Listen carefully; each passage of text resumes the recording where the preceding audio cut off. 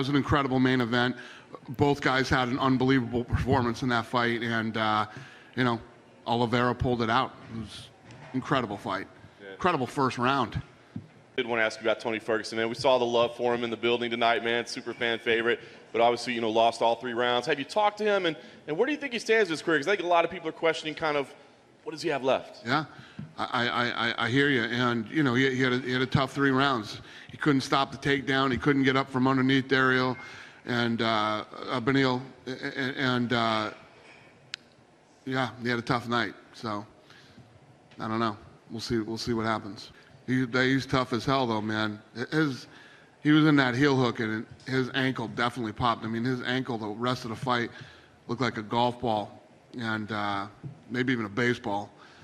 And he kept fighting. There's no quitting that dude. Same with the armbar against Oliveira as well. Yeah, no, he's tough. Yeah, maybe too tough for his own good. Yeah, 100%. I didn't mention in that title mix is Beneil Derrick. I just want to ask you what you thought about his performance tonight and kind of where he stands. He's kind of been on the outside looking in, but he's got a heck of a run going on now. Yeah, you know, listen, he went in and he didn't do anything. He didn't do any favors in gaining any new fans tonight, but you know, it was tough. A tough go against a fan favorite like Tony. He went in, did what he had to do to win, and you know, he'll get another fight now. You know, one of the top 5 guys. Last thing for me, and I know you love answering questions about these guys, but the head of Triller says that you blocked GSP from boxing Oscar De La Hoya, and that you made a move for Jake Paul. Oh my God! Don't even ask me about these idiots. Who gives a shit? Does anybody give a shit? I guess they You do? No, I don't give a shit what they think. You think I care what Triller thinks? No. Are you sick and tired of them mentioning UFC? I don't even take their calls. This idiot calls me every day, texts me every day. Please answer my call. Please talk to me. Why won't you talk to me? Because I don't give a fuck about you. Do your thing. Leave me alone. Go fucking do whatever it is you're doing. Knock yourself out. I could care less. Thanks, Dan. Yeah. I have no interest in talking to any of those idiots. They can do their thing. Do your thing. Stop talking about me. What do you give a shit what I'm doing? Go do your thing. At some point, is it getting annoying that they only seem to ever talk about UFC fighters and UFC talent? No, I get it, but yeah, get out of here. What are you doing? I don't even know what you're doing. What is this thing you're trying to build? What are you doing? You know, and why are you talking? What do I have to do with it? What do I have to do with it, or my guys? Do your thing. What are you doing? Are you starting an MMA organization, or you know? And then you got Oscar, this fucking idiot again in the car that night.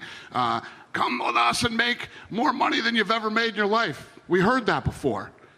Chuck Liddell's here tonight. Grab him, ask him if he made more money than he ever made in his whole life when he went with Oscar De La Hoya.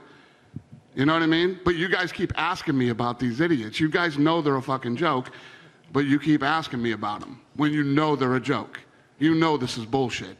You know they're all full of shit, and you know what I mean?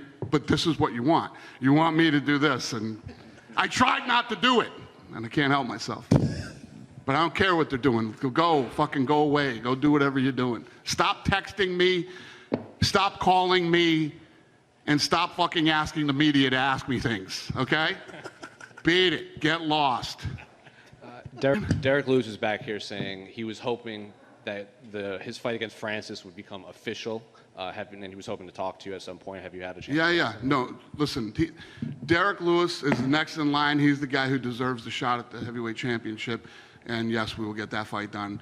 And, you know, we're not talking about it yet because it's probably not going to be till mid or late August, so, yeah. And as of right now, the winner would probably still get Stipe, unless this John Jones situation. Yeah, well, John made it very clear he won't fight Stipe, so, yeah. It did. He kind of alluded to John. Will we see John in 2021 fight? Because he fought before the pandemic, so it'll be almost a whole 2 years suspension John Jones. I know you want to get there with a live gate. You got to take advantage of that, right? Listen, that's up to John Jones, you know, whether he wants to fight or not. You know, there's fights available. They're here. I'm going to keep making fights every weekend, doing fights. You know, if John Jones wants to fight, he can. If he doesn't, he doesn't have to. Nobody's going to force John Jones to fight. He's got a great run. He's got an incredible legacy. You know, I personally see him as the GOAT right now. You got guys that are nipping at his heels, like Usman and some other guys out there. You know, it's up to him. He can fight this summer, or he can never fight again. I mean, that's up to him. You switch gears on me now.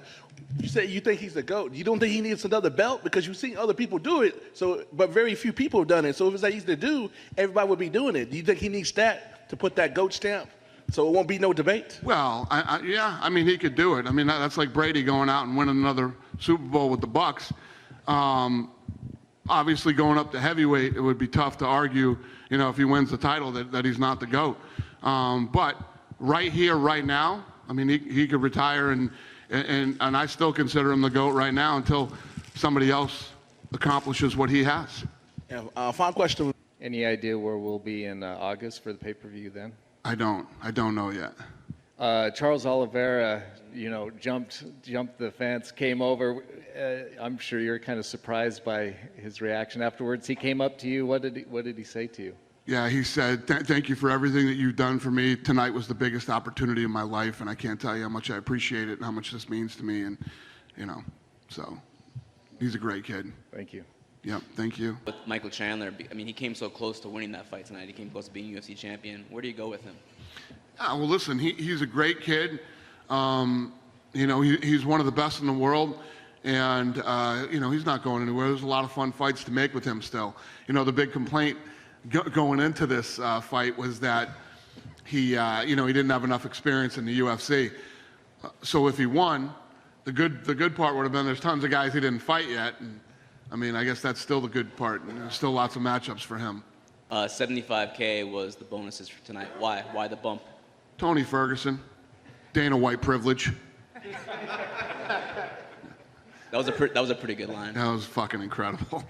Incredible. It's one of the best I've ever heard. Had you heard that one before? No, I never. No. Rampage used to call me Dana. It's good to be white. That's the second best one.